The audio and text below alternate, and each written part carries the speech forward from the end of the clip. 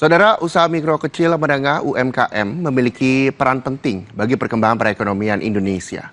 Kebutuhan modal menjadi poin utama untuk memulai usaha, bahkan membantu bisnis UMKM berkembang. Gadai Emas adalah solusi termudah, tercepat, dengan akses terbuka bagi UMKM mendapatkan dana segar.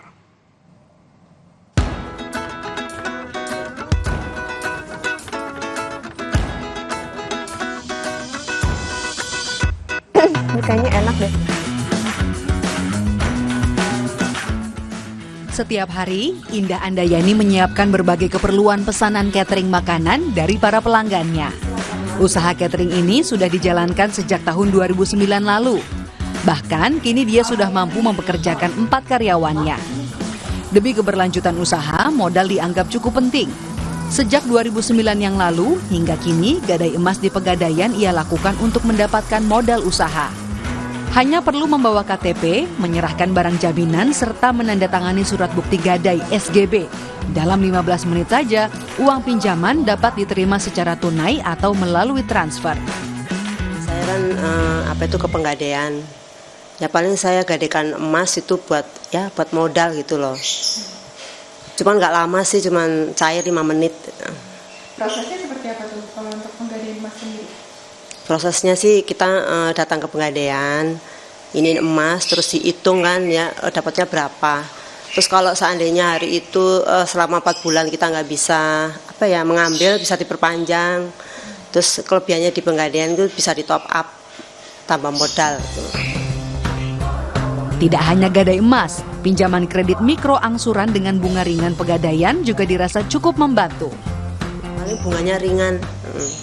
0% sampai 0,1. Keuntungannya saya itu kan dari modal kecil, bisa modal besar, bisa masukin BPKB, ya kan. Selain soal modal, PT Pegadaian sendiri memiliki program Gadepreneur untuk pembinaan UMKM.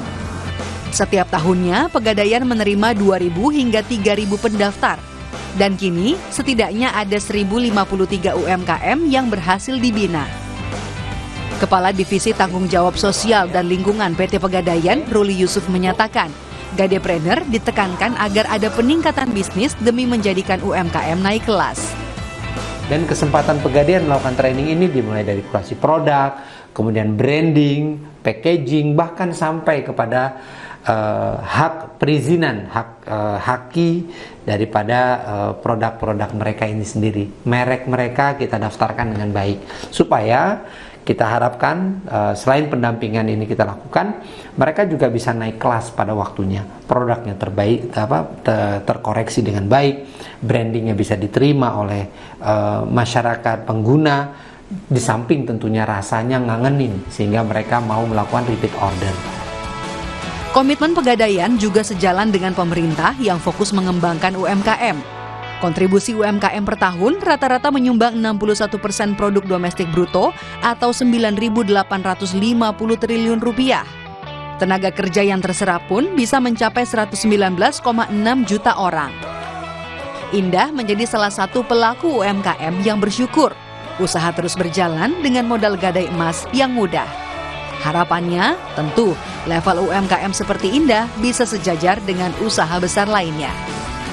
UMKM menjadi bagian penting dari sendi perekonomian bangsa. Tak dipungkiri, investasi dan modal dibutuhkan demi keberlanjutan usaha mereka.